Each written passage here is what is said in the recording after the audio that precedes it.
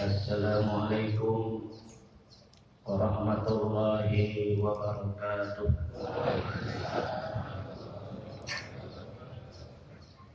Jawabannya kenturutan apa belum pada nyarap nih Pak?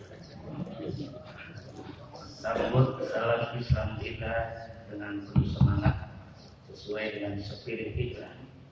Assalamualaikum warahmatullahi wabarakatuh. Waalaikumsalam warahmatullahi wabarakatuh. Rasulullah selalu mengajarkan umatnya di tiap-tiap majelis untuk ada darasa 3 kali. Sekali lagi, Assalamualaikum warahmatullahi wabarakatuh. Waalaikumsalam warahmatullahi wabarakatuh. Alhamdulillah alladzi arsyadana bi dinil Islam wa hadana ila siratal mustaqim.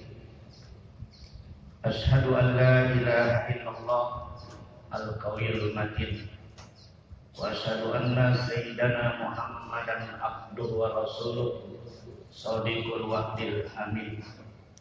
Allahumma shalli wa sallim wa barik ala sayyidina Muhammadin sayyidil awwalin wal akhirin wa ala alihi wa ashabihi al-mujahidin at-tahirin. Amma ba'du, qala ta'ala fi kitabihil karim, innal ladzina amanu wa hajaru wa jahadu fi sabilillah ulaika yarjuna rahmatallah wallahu ghafurur rahim. Wa qala ta'ala aydan fi ayatin ukhra fi suratil Anfal ayat 30, wa yaqulu bika alladziina kafaru liyusbituka aw yaqtuluka aw yukhrijuka wa yamkuruna wa yamkurullahu wallahu khairul makirin. Wa qala Rasul sallallahu alaihi wasallam al-muhajir man hajara ma nahallahu anhu wa rasuluh. Para alim ulama, para masyayikh, para masatid, para kiai, tuan-tuan guru yang hadir di Masjid Al-Maimun, pimpinan guru kita, ustadz kita, sesepuh kita, yaitu Al-Mukarram Ki Haji Muhammad Yusuf Mata'anallahu bituri hayati Allahna bikirumi fiddin wa bikirul ibadalani amin. Mudah-mudahan beliau selalu diberikan sehat walafiat, panjang umur dalam taat ibadah kepada Allah Subhanahu wa taala. Semoga cita-cita Bapak Haji Yusuf dalam rangka menggolkan tanah 90 meter untuk parkir diijabah oleh Allah Subhanahu wa taala. Amin ya Allah. Kalau nggak salah bicaranya itu tadi Pak Jenderal. Ya benar kan? Udah punya uang 400 juta, Covid dia tekor, betul Pak? Jadi nggak ada pemasukan. Mudah-mudahan jamaah yang hadir hari ini seluruh dari masjid wilayah kebagusan kira-kira mau menyumbangkan hartanya, dananya sebagai sedekah jariyah. Amin. Jadi kurang berapa lagi? 300 juta. Kalau satu orang 1 juta, kelar nggak malam ini? Dapat 100 juta. Oh, 500 juta lagi Pak. Ya. Emang karena di sini mahal Pak. 90 meter 900 juta kan mahal tuh Pak ya. Makanya berapa kalau kalian mati kata mahal. Iya, cuma 2 meter doang. Betul enggak? Kita bersyukur kepada Allah Subhanahu wa taala hari ini kita dipertemukan dalam forum silaturahim, dalam forum pengajian subuh gabungan. Betul Pak ya? Khususnya di wilayah kebagusan Jakarta Selatan. Mudah-mudahan kehadiran para kiai, para ustaz bersama kita, al-afwan para kiai yang mungkin belum saya hafal namanya, wabil khusus yaitu Bapak Haji Ahmadi. Pak Haji Ahmadi tadi. Oh ya, telepon saya gitu ya. Alhamdulillah Pak Haji Ahmadi saya bisa hadir ya. Mudah-mudahan Pak Haji Ahmadi sehat walafiat. Juga Ustaz Salahuddin yang sebelah saya beliau yang pakai tongkat. seperti tongkatnya Sayyidina Ali. Amin ya rabbal alamin. Para sesepuh yang ada di belakang kita, para kiai kita doakan semoga mereka selalu diberikan umur panjang, ilmunya manfaat buat umat. Amin ya rabbal. Wabil khusus ada sesepuh kita yaitu Bapak Adi Akane, sudah termasuk sesepuh. Bapak Adi Sabroni yang tadi memimpin talqin zikir bersama kita. Mudah-mudahan doanya digabung oleh Allah Subhanahu wa taala. Para hujjaj, wabil khusus ada hajjun jadid di Makkah. Mana haji yang baru dari Makkah? Tadi doain kita semua ya. Ini aroma malaikatnya masih nempel, aroma Ka'bahnya masih nempel. Makanya Bapak kalau ada orang pulang haji datangin bisa didoain. Mudah-mudahan Bapak bisa berangkat. Amin. Amin ya rabbal alamin. Bukan harfin jam-jam betul Bapak. Mudah-mudahan doanya makbul. Amin ya rabbal alamin. Bapak-bapak yang berbahagia, termasuk ibu-ibu yang hadir hari ini di atas. Waktu tidak panjang Pak, 15 menit saya ceramah. Karena saya ntar jam 7.30 ada lagi di Kecamatan Sangrahan dalam rangka istighosah menyambut tahun baru Islam. Baik, kita gas aja ibu 1 atau ibu 2, betul nggak Pak? Ya, karena waktunya sedikit sekali. Hari ini kita udah masuk tahun baru Islam 1445 Hijriah. Betul atau tidak? Berarti pergantian tahun 1444 Hijriah sudah kita tinggalkan. Apa yang harus kita lakukan menghadapi tahun baru Islam? Yang pertama, muhasabah ala nafs. Yang pertama, mari kita melakukan introspeksi diri terhadap apa yang sudah dilakukan di perjalanan hidup kita setback ke belakang. Bagaimana ibadah kita selama ini? Bagaimana hablum minan nas selama ini? Jangan sampai kita ibadah cuman tidak ada hudurul qalbi ma Allah. Ada orang ibadah tetapi hatinya ngayap kemana-mana. Ada tidak Pak?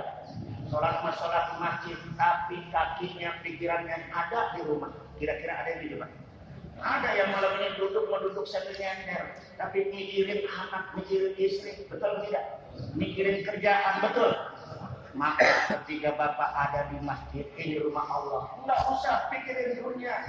Amin ya rabbal.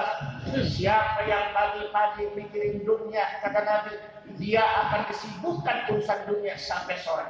Siapa yang mikirin dunia sore hari, disibukkan dirinya sampai pagi. Makanya hidup jangan suka memikirkan dunia. Amin ya rabbal. Dunia sifatnya sementara. Dunia maknanya dana korban.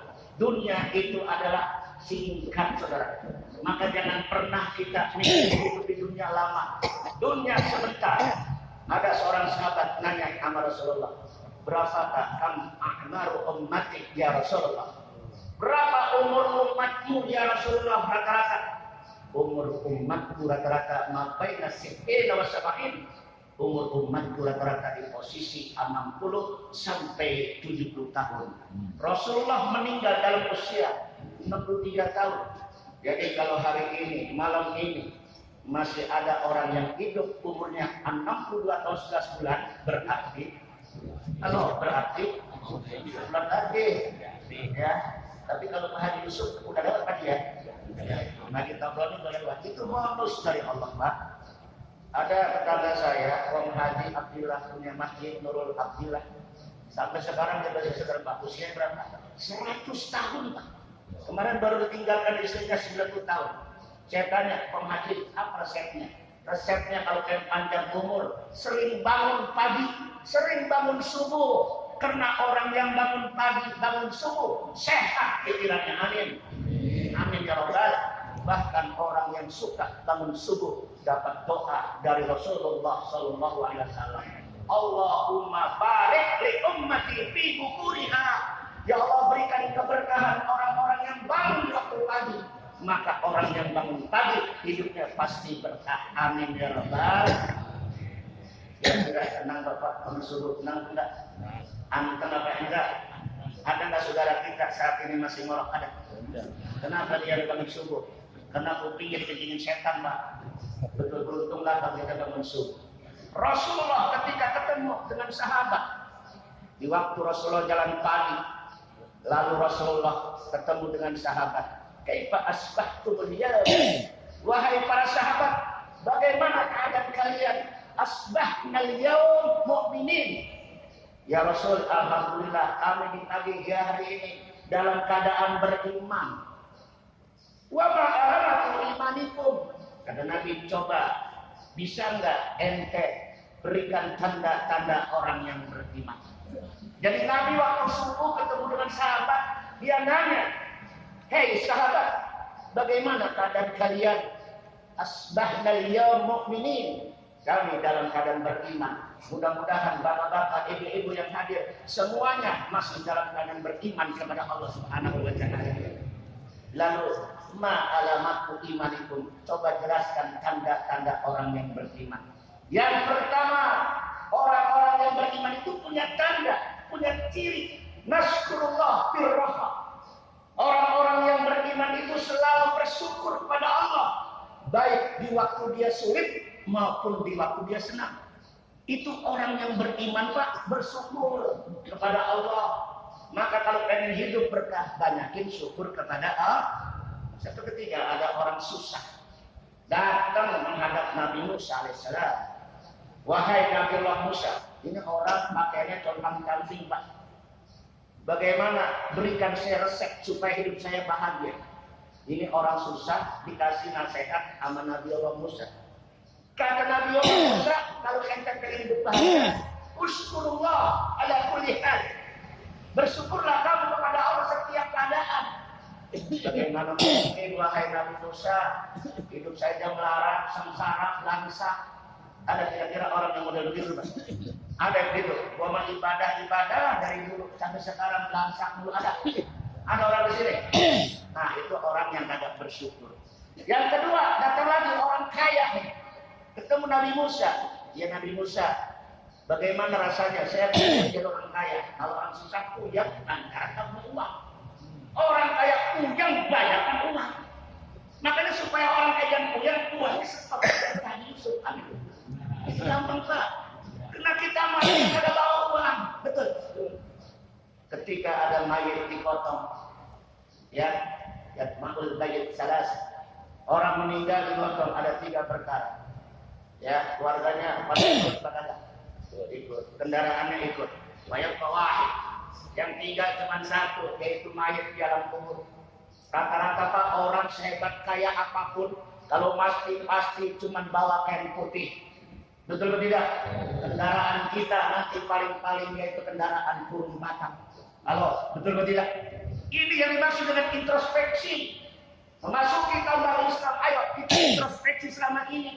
Kita masih hubud dunia, kita masih cinta dunia, hubud dunia.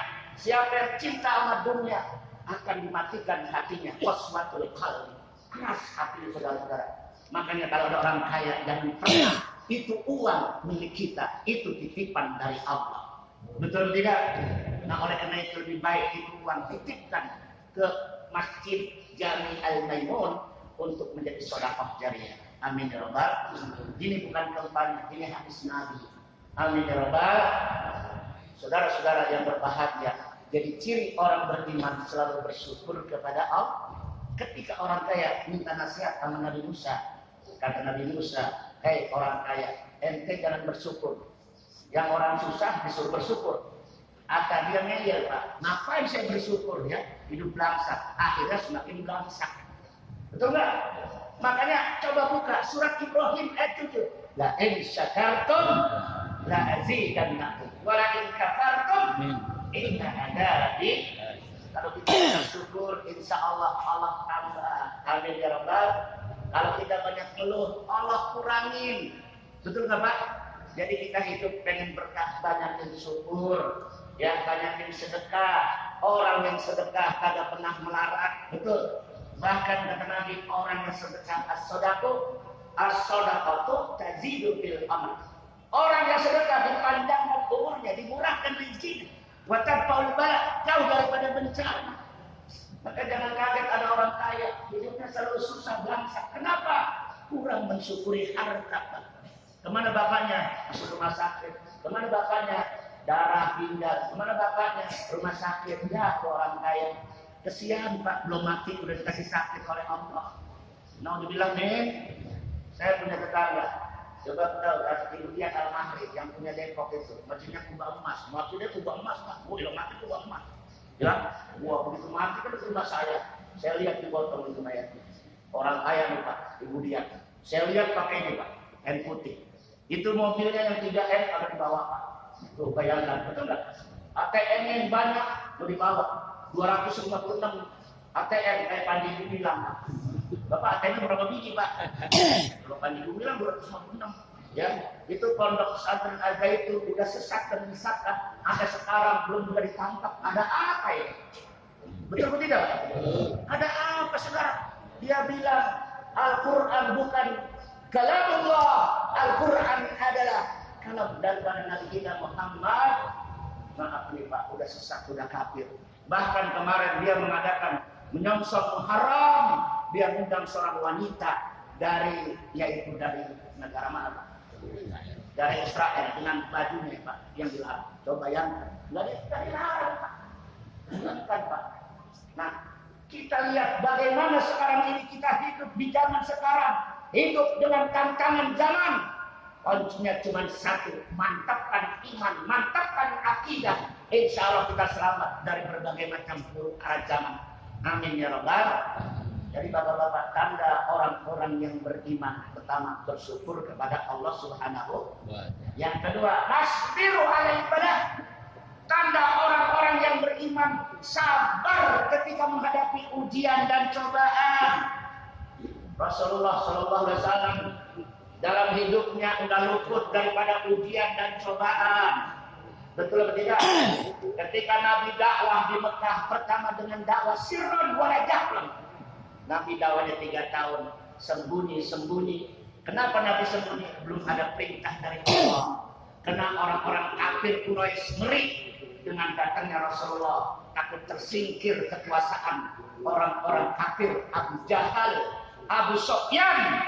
Mungkin sekarang Abu Jahal, nah bilangnya takut tersingkir Pak. Yang kedua, masalah patung-patung yang dibuat oleh mereka, takut tersingkir perekonomian.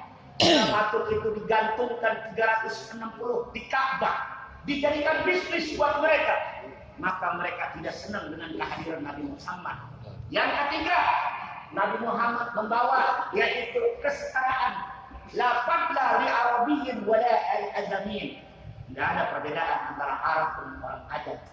Begitulah yang dibawa oleh Muhammad. Mereka takut kehilangan kasta, kehilangan kedudukan, maka mereka melakukan yaitu strategi bagaimana Nabi Muhammad ditangkap, bagaimana Nabi Muhammad dibunuh, bagaimana Nabi Muhammad diusir dari kampungnya Saudara. Maka ada perintah hijrah. Kita buka surat Al-Anfal ayat 30. Surat apa Pak? Al-Anfal ayat berapa? Ayat 30. Surat apa Pak? Al-Anfal ayat 30 yang guru bikal ladina kafaru. Ketika orang-orang kafir membuat makar. Makar itu apa? Membuat tipu daya Pak. Abu Jahal mau bikin lubang supaya nih kucingnya nih terpasok. Ya Allah, bayangin Pak, jahat banget sama kencing.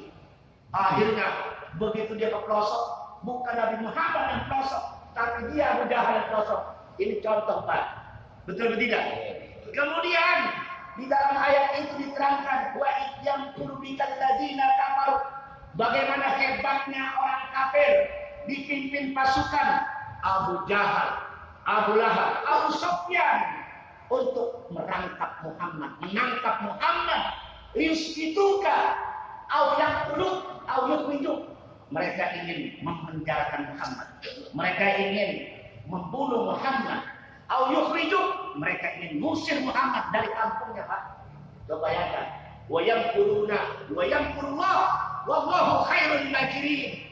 Apapun yang dibuat oleh tipu daya, maka orang-orang kafir waktu itu tidak bisa mengalahkan tipu daya Allah. Allahu khairul makirin. Jadi saudara-saudara, hijrahnya Nabi bukan kehendak Nabi. Semua ada perintah dari wahyu.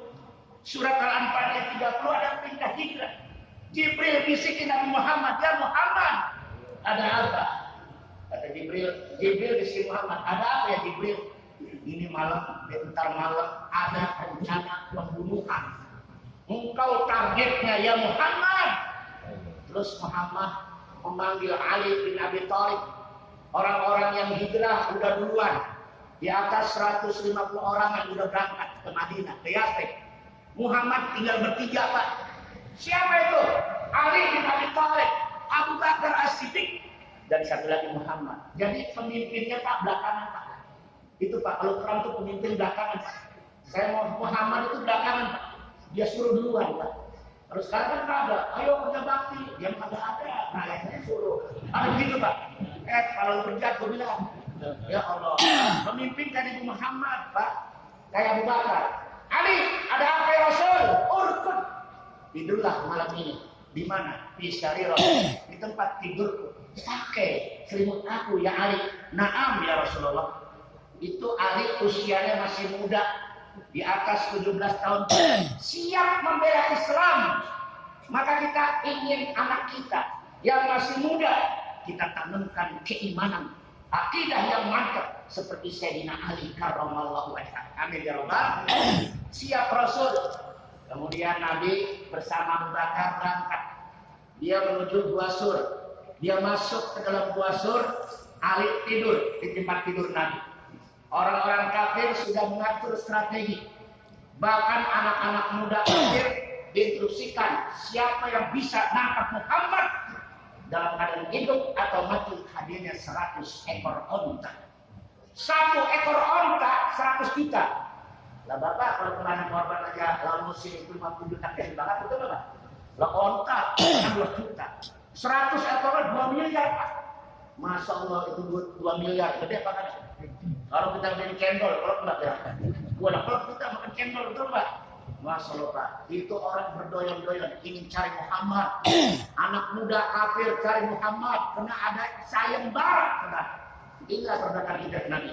Berangkat dari surat Al-Anfal ayat 30. Kemudian Nabi masuk. Sebelum Nabi Muhammad masuk, kata ya Rasulullah, intajir, tunggu sebentar. Ada apa Abu Bakar? Saya mau bersihkan lubang-lubang yang ada di dalam Gua Sur ini.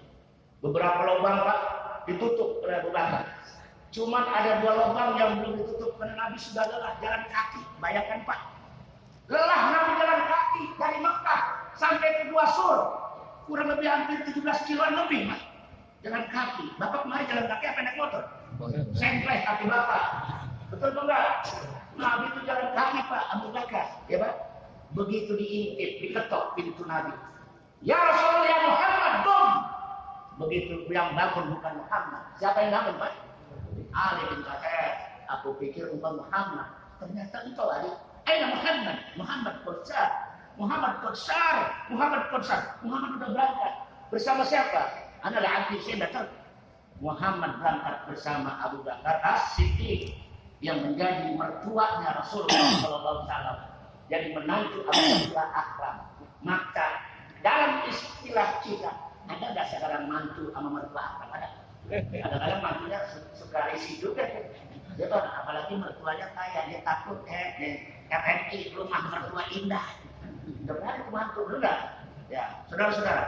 Singkat cerita, Nabi Muhammad demi membela Islam, menyelamatkan akidah Islam, dia masuk ke dalam Gua Sur. Ada 2 lubang yang belum ditutup oleh sahabat. Sambil masuk, ya Rasulullah silakan ada masuk. Begitu masuk Rasulullah, apa yang terjadi? Capek Rasulullah tidur di pangkuan pahanya Abu Bakar sampai lelah, sampai bakar begini Pak. Ini kaki, jempol, kanan kiri, lutut lubang. Jangan-jangan ada jengking yang akan menggigit dia. Ternyata benar Pak. Abu Bakar meneteskan air mata sampai air matanya membasahi di pipi. Lalu air mata itu netes ke pipi Rasulullah Sallallahu Alaihi Wasallam. Akhirnya Rasulullah terbangun, ya Abu Bakar, kenapa kamu sedih ya Abu Bakar?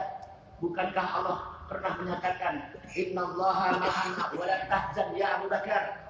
Jangan sedih, Abu Bakar. Bukankah Allah selalu bersama kita dimanapun kita berada? Apalagi kita sedang membela agama Allah. Intan surullah yang disorong wa yusabbih aqdamakum. Kalau kita bela agama Allah, pasti akan bela kita. Amin. Jadi, mau bela agama Allah, Pak? Kapan lagi kita? Orang-orang kafir, Pak, kalau kita tolak, dia pada takut, dia yang sayur. Ya, jangan orang Islam diobok-obok, dia diam, ulama dibully, dia diam. Ajaran Islam dikebiri, dia diam. Malam yahtamma bi amril muslimin pada saminggu. Siapa orang yang tidak peduli urusan orang-orang Islam, bukan umat daripada Rasulullah Sallallahu Alaihi Wasallam. Akhirnya, kamu menyesal, Abu Bakar? Tidak ya Rasul. Kamu menyesal meninggalkan tanah air Mekah? Tidak ya Rasul. Lalu apa kamu menangis, Abu Bakar? Kakiku digigit oleh kalajengking. Itu kalajengking Pak gede banget, kalajengking Arab Pak, gede banget Pak. Bukan kalajengking kita kecil Pak. Berdarah itu. Akhirnya Nabi Pak dikasih mukjizat oleh Allah. Ludah Nabi dari lidahnya diusap ke tempat yang digigit kalajengking. Sembuh ketika itu Pak. Sembuh Pak, sembuh. Coba ludah Bapak. Sembuh kagak? Bengkak itu. Betul atau tidak? Itulah Pak mukjizat. Dan ini peristiwa Isra berperistiwa hijrahnya itu ada bantuan Allah Pak. Allah bermain di situ. Allah menolong di situ. Kam min fi'atin qalilatin ghalabat fi'atan katsirah. Berapa banyak kelompok yang sedikit bisa mengalahkan kelompok yang banyak. Sekarang umat Islam sedang dibully oleh orang kafir. Umat Islam sedang dibully oleh orang-orang yang tidak senang dengan Islam. Betul tidak? Bila termasuk Anies Baswedan yang dibully sekarang. Benar, orang jujur, orang cerdas, dibully, dikorek-korek, sampai rumput katanya kagak sesuai dengan standar FIFA, padahal berjakrek. Ya, tadi, Pak Haji bilang mau lebih parah lagi, Pak Haji. Ya, itulah. Oke, Pak Haji ya. Jadi saudara-saudara, ini tantangan umat Islam di akhir zaman mempertahankan akidah bagaikan memegang bara di atas. Betul tidak, Pak? Semakin dia tegar dengan Islam, semakin santer godaan-godaannya. Maka kita mohon sama Allah di bulan Muharram, semoga besok muncul pemimpin-pemimpin yang hidup, pemimpin yang cinta rakyat, pemimpin yang cinta dengan Islam, pemimpin yang selalu cinta kepada seluruh umat manusia, sehingga muncul negara ini ibadah thayyibah warabun ghafur. Targetnya Nabi membangun sebuah negeri yang dulunya Yasrib menjadi Madinah al-Munawwar, kota yang penuh dengan cahaya. Cahaya itu adalah risalah Islam yang belum tersentuh oleh masyarakat Ansar waktu itu. Jadi target Nabi hijrah dari Makkah ke Madinah bukan kehendak Nabi. Bahkan Nabi Mekah diiming dengan 3 tahta. Wanita, tahta, kemudian satu lagi harta. Apakah Nabi bergeming? Tidak. Andaikan mereka sanggup meletakkan di tangan kanan yaitu matahari atau bulan di kaki lan aturka hadal amal, saya tidak akan berhenti dari dakwah ini sampai ke tauhid. Nabi berdakwah bukan dapat sambutan dikasih sambitan. Nabi dibagelin oleh orang-orang tauhid sampai berlumuran darah. Jibril menghampiri Rasulullah, ya Rasulullah, maukah aku bantu supaya orang-orang tauhid bersama orang-orang yang menyakiti engkau supaya hancurkan dengan gunungnya? Tidak ya Jibril.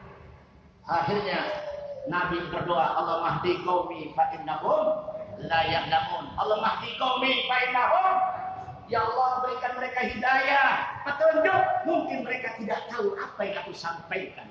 Maka beruntunglah Bapak-bapak, hari ini kita masih punya hidayah dari Allah. Hidayah itu adalah hidayah Islam berkat perjuangan baginda dari kita Muhammad Sallallahu Alaihi Wasallam sampai di Madinah. Nabi Pak padahal dikepung mau dibunuh, itu diselamatkan. Tipu daya orang kafir tak bisa mengalahkan makar-makar Allah. Seperti sekarang ini Pak, udah Allah bongkar kebobroknya mereka. Yang NII ada di sana, babi diternak itu di Zaitun, ya Pak. Bahkan anak-anak yang berzina dibolehkan asal bayar dia, saudara. Kagak puasa, enggak sholat, kagak mengapa, yang penting bayar dia. Tahun 91, 92 banyak kampus dimasuki oleh aliran NII, di backup, anak-anak bapak jadi mahasiswa, minta duit, ujung-ujungnya buah perjuangan. Jangan heran kalau setiap ada kegiatan itu untuk menuju sebuah perjuangan. Na'udzubillah min, semoga Allah hancurkan rencana busuk-busuk mereka. Amin ya rabbal alamin. Bapak yang berbahagia, Itu cerita tentang sejarah hijrahnya Rasul karena memang ada perintah. Kemudian apa yang harus kita lakukan dalam rangka menyambut tahun baru Islam?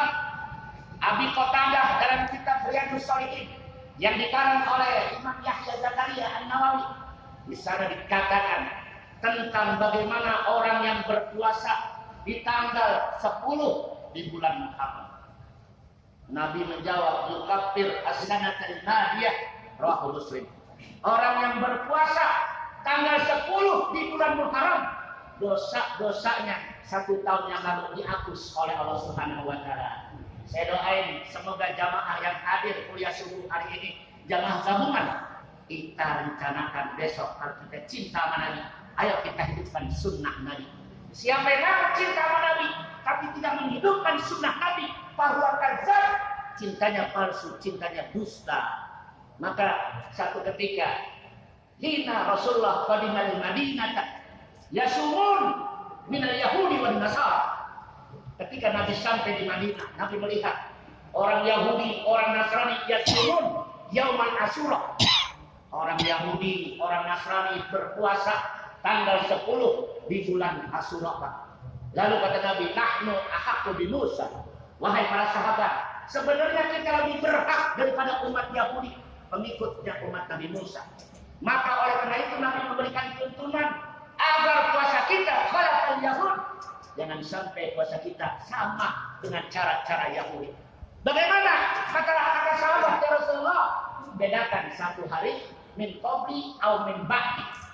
Boleh tanggal 9-nya atau tanggal 10 dan 11. Itu kata Nabi, Pak. Ya. Bahkan ada satu kitab Ihya Ulumuddin Al-Ghazali, dia pernah mengutip an Nabi sallallahu alaihi wasallam.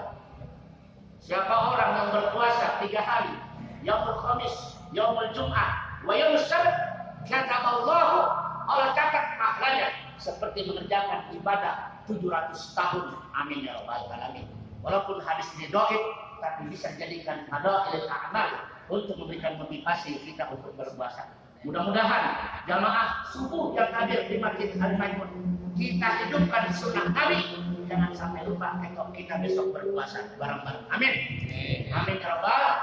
Berpuasa Pak untuk membedakan.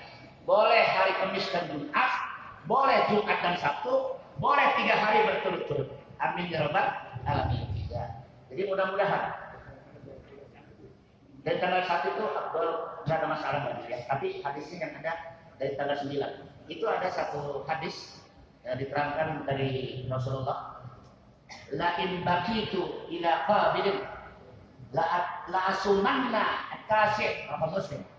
Andaikan umurku panjang kata Nabi, aku berjumpa dengan Muharram tahun depan, la asumanna, ada nun taukid sakilah, la asumanna, pasti aku berpuasa, yaitu tanggal 9 di bulan Muharram. Maka ini hadisnya sahih, saudara. Jadi 9, 10 untuk membedakan puasa kita dengan orang-orang Yahudi. Boleh juga ditambah, kata Imam Syafi'i, sampai 1 lagi, berarti 9, 10, dan 11 di bulan Muharram. Jadi hadirnya kita tidak sia-sia menyambut tahun baru Islam. Selain kita mengikuti, yaitu hijrahnya Nabi untuk kebangkitan Islam, maka jangan lupa pesan saya. Ayo rame-rame kita hidupkan sunnah Nabi. Kita melakukan puasa sunnah di mana pahalanya 1 hari sampai dihapus dosa kita, yaitu 1 tahun. Yang terakhir saudara, biasanya di kita, tradisi kita, masyarakat kita di Indonesia, tahun baru atau Asyura dijadikan Idul Yatam. Idul Yatam yaitu hari rayanya anak-anak yatim. Betul enggak? Yang kadang-kadang kita panggil itu anak yatim, kita santunin. Ada seorang sahabat, ja'a rajulun ila Rasulillah. Dia datang mengadu sama Rasulullah. Ya Rasulullah, hatiku qaswatul qalbi. Hati saya keras banget ya Rasulullah. Adakah resepnya untuk melunakkan hati? Kata Nabi, sering-sering rusak kepala anak yatim. Wa it'amut ta'am, berikan makan anak yatim. Insya Allah hati yang keras akan lunak. Dan orang yang suka memberikan makan anak yatim, Nabi mendamin ala wa kafilul yatim fil jannah kahatain. Kata Nabi, orang yang suka memberikan santunan, bantuan, peduli anak yatim, orang itu nanti hidupnya bersama Rasulullah di surga. Amin. Amin ya Rabbal. Rumah yang di dalamnya ada anak yatim, maka rumah itu ada keberkahan. Maaf, ketika ada anak yatim disesakan, maka rumah itu diangkat keberkahannya oleh Allah SWT.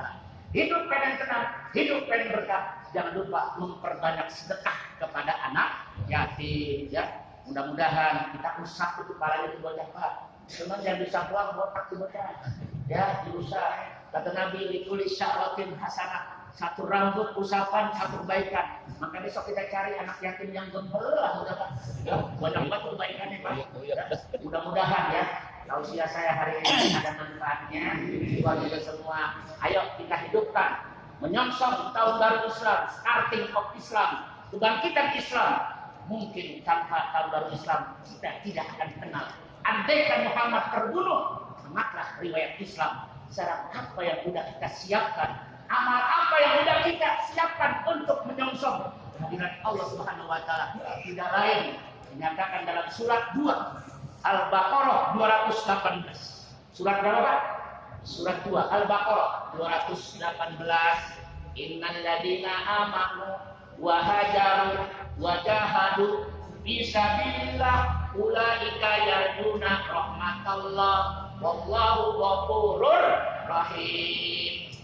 Orang-orang yang punya iman, kemudian siap berhijrah, siap berjihad membela agama Allah, ulaika yarjuna rahmatallah. Orang itu pasti akan mendapatkan rahmat dan kasih sayang Allah. Wallahu ghafurur rahim. Dan Allah akan mengampuni dosa-dosa kita. Amin ya Rabbal. Jadi kalau ada niat hijrah, insya Allah dosa kita diampuni. Aisyah radhiyallahu anha, dia pernah berkata dari Rasulullah, la hijrata ba'dal fathi walakin jihadun wa niyyatun wa idza kuntum fastaghfir. Kata Nabi dari Aisyah, setelah kota Mekah dibebaskan, yang dulunya syarat dengan kemusyrikan, yang dulunya syarat dengan perang antara kabilah, yang satu dengan kabilah, Mekah sekarang sudah aman, maka tidak ada lagi hijrah, kata Nabi. Yang ada jihad, niat. Apabila kita diajak untuk membela Islam, kita siap, kita sambut demi memperjuangkan agama Allah. Amin ya Rabbal alamin. Jamaah sekalian, demikianlah apa yang saya sampaikan. Mudah-mudahan ada manfaatnya buat kita semua. Kalau ada sumur di ladang, boleh kita numpang mandi kelamaan, cuci kaki. Buah dong, buah salam, buah durian, buah rambutan. Itulah nama-nama buah. Ikan jahe, ikan betok, ikan betik, ikan lele, nama-nama ikan Pak. Ya, mudah-mudahan apa yang benar itu semata-mata datangnya dari Allah. Kalau yang salah semata-mata dari al-fakir. Mudah-mudahan tausiah ini membangkitkan semangat kita untuk selalu membela umat Islam, dan insya Allah Indonesia akan muncul pemimpin baru 2024.